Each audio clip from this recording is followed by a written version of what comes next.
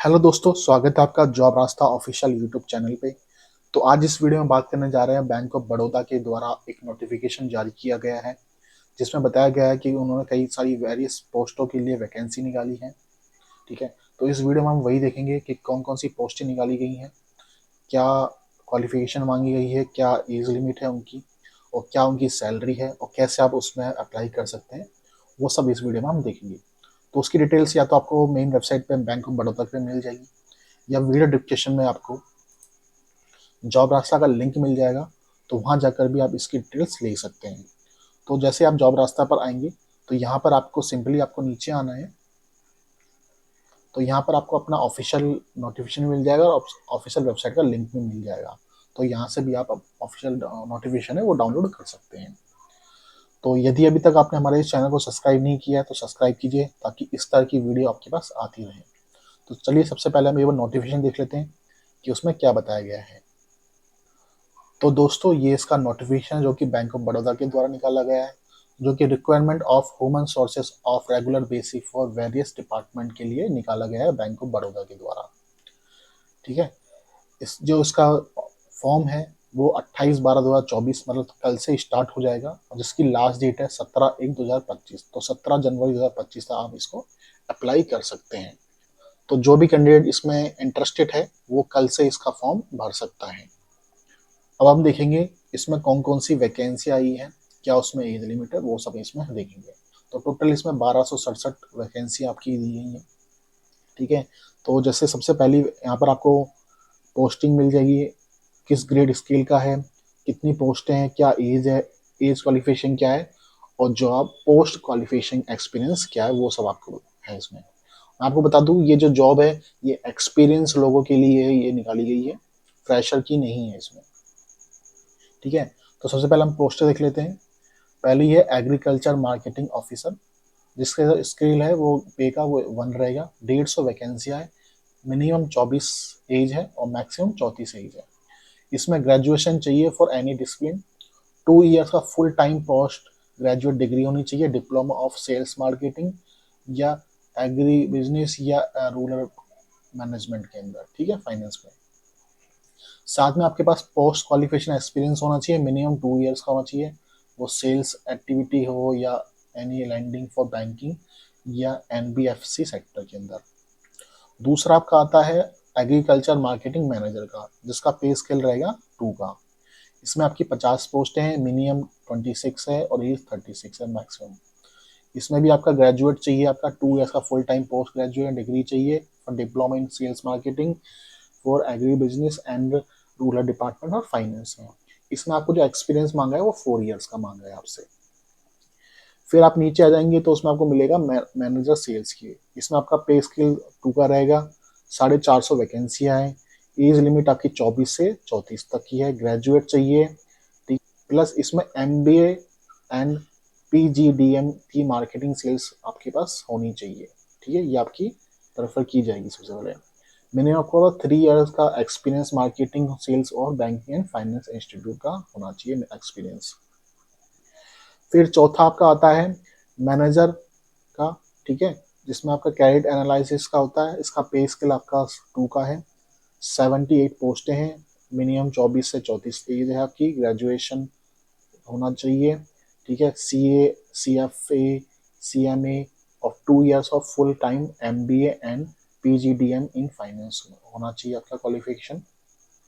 ठीक है, उसके बाद आपका मिनिमम 3 ईयर्स का आपका एक्सपीरियंस मांगा गया है आपका। उसके बाद आपके आ गई सीनियर मैनेजर कैरियर एनालिसिस की। इसका जो पे स्केल है वो 3 का दिया गया है, 46 पोस्टें हैं, मिनिमम एज 27 है और मैक्सिमम 37 है। ग्रेजुएशन चाहिए, प्रेफर इसमें किया जाएगा CA CFA CMA और 2 ईयर्स का full time MBA and PGDM in finance होना चाहिए। इसमें जो एक्सपीरियंस मांगा गया है वो 6 ईयर का माना गया है। उसके बाद आप आ जाएंगे नीचे सीनियर मैनेजमेंट MSME रिलेशनशिप। ठीक है, इसमें आपका पे स्केल 3 का है, 205 वैकेंसियाँ हैं, एज आपकी 28 से 40 के बीच होनी चाहिए, ग्रेजुएशन मांगा गया है, 2 ईयर का फुल टाइम MBA होना चाहिए या PGDM इन फाइनेंस होना चाहिए मार्केटिंग एंड बैंकिंग में। ठीक है, साथ में आपका 6 ईयर एक्सपीरियंस मांगा गया है इन कैडेट, या होना कैडेट में होना चाहिए, ये एमएसएमई कैडेट होना चाहिए, सेल्स मार्केटिंग विद बैंकिंग होना चाहिए, फाइनेंस इंस्टीट्यूट ऑफ इंडिया। ठीक है। उसके बाद हेड का आपकी पोस्ट आ गई, जिसमें पे स्केल आपका 4 का दिया गया है, जिसमें 12 वैकेंसियां हैं, मिनिमम 30 से 42 आपकी चाहिए एज। ग्रेजुएशन चाहिए, post graduate degree diploma in management with specialise of marketing sales and banking forces finance. ठीक है। मिनिमम आपका 8 ईयर का इसमें एक्सपीरियंस माना गया है। अब उसके बाद आती है आपकी ऑफिसर सिक्योरिटी एनालिसिस की, जिसमें आपका पे स्केल 1 माना गया है, 5 पोस्टें हैं, 22 से 35 आपकी एज होनी चाहिए। ठीक है। मैंडेटरी दी है BE B tech in computer science, information technology या इलेक्ट्रॉनिक्स एंड कम्युनिकेशन में, या फिर एमसी होना चाहिए, या एमएससी होना चाहिए कंप्यूटर साइंस, या एमएसटी होना चाहिए आईटी का, या एमएससी इन साइबर सिक्योरिटी। ठीक है। प्रेफर इन लोगों को किया जाएगा। मैक्सिमम 1 ईयर की आपके एक्सपीरियंस मांगा गया है इन आईटी या IT security in banking finance service के अंदर। ठीक है। उसके बाद आपका आ गया मैनेजर सिक्योरिटी एनालिसिस, पे स्केल आपका 2 का रहेगा, 2 वैकेंसियाँ है 24 से 34 तक। ठीक है। मैंडेटरी आपका B tech in computer science, information technology और इलेक्ट्रॉनिक्स एंड कम्युनिकेशन होना चाहिए, या आपका एमसीए या एमएससी होना चाहिए। ठीक है। या एमएससी इन साइबर सिक्योरिटी होना चाहिए। मैंडेटरी आपको ये दिया गया है। 3 ईयर्स का आपका इसमें एक्सपीरियंस मांगा गया है।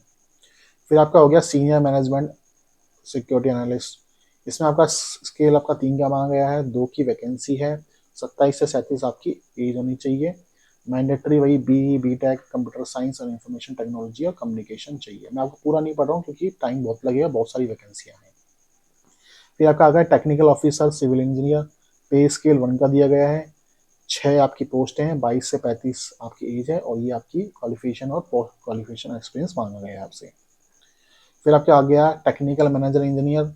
ठीक है। इसमें 2 का स्केल दिया गया है आपका, 2 वैकेंसी है 24 से 34।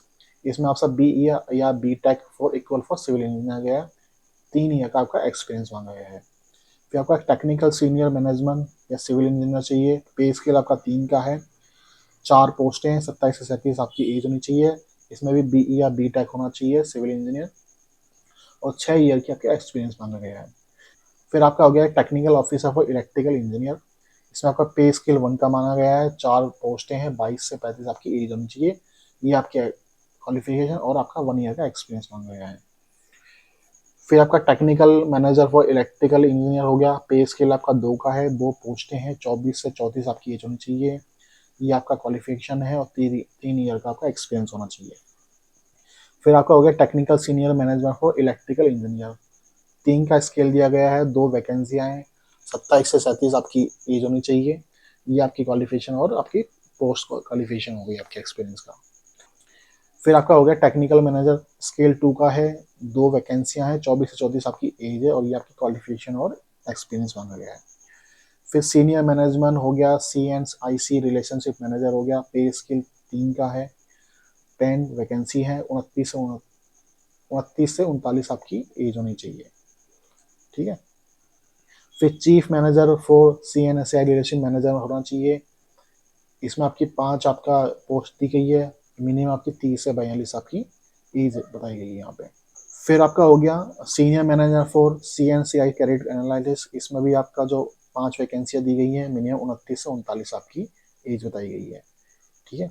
फिर C F manager for C N career analysis हो गया आपका, ऐसे ही फिर senior manager for business finance हो गया, फिर chief manager for business finance हो गया, फिर असिस्टेंट जनरल मैनेजर फाइनेंस हो गया। इनकी भी 5 की आपकी 5 आपकी वैकेंसियाँ हैं, इसमें से 3 की वैकेंसी है आपकी। ठीक है। इसमें आपकी 27 एज है, 37 एज है, इस वाले में आपकी 30 और 42 है। ठीक है। फिर आपका सीनियर डेवलपर का फुल हो गया आपका, फिर डेवलपर फुल स्टैक जावा हो गया आपका, फिर senior developer mobile application department का हो गया, इसमें आपकी 10 पोस्ट हैं। फिर डेवलपर मोबाइल एप्लीकेशन डिपार्टमेंट है, उसमें आपकी 10 पोस्ट हैं। फिर क्लाउड इंजीनियर में आपकी 6 पोस्टें हैं। फिर ई टी एल डेवलपर में आपकी 7 हैं। फिर senior E T L developer में आपकी 5 पोस्ट हैं। फिर ए आई इंजीनियर के अंदर आपकी 20 पोस्ट हैं। फिर सीनियर ए आई इंजीनियर में 4 पोस्टें हैं। फिर ए पी आई डेवलपर में आपकी 6 पोस्टें हैं। फिर senior A P I developer में आपकी 8 पोस्टें हैं। फिर नेटवर्क एडमिनिस्ट्रेटर हो गया, उसमें आपकी 5 पोस्टें हैं। फिर सर्वर एडमिनिस्ट्रेटर हो गया, उसमें 10 पोस्ट हैं आपकी। फिर सीनियर डाटाबेस एडमिनिस्ट्रेटर है, उसमें आपकी 6 हो गई। फिर डाटा एडमिनिस्ट्रेटर है, उसमें 8 हो गई। फिर आपका सीनियर स्टोरेज एडमिनिस्ट्रेटर की है, उसमें 2 पोस्ट हो गई। फिर स्टोरेज एडमिनिस्ट्रेटर एंड बैकअप की है, 6 पोस्ट हो गई। ठीक है, फिर फाइनेंस डेवलपर की 10 पोस्टें हो गई। फिर सीनियर फाइनेंशियल डेवलपर की 6 पोस्टें हो गई। फिर आपकी senior manager for data scientist की आपकी 2 पोस्ट हो गई। फिर chief management manager for data scientist की 1 पोस्ट हो गई।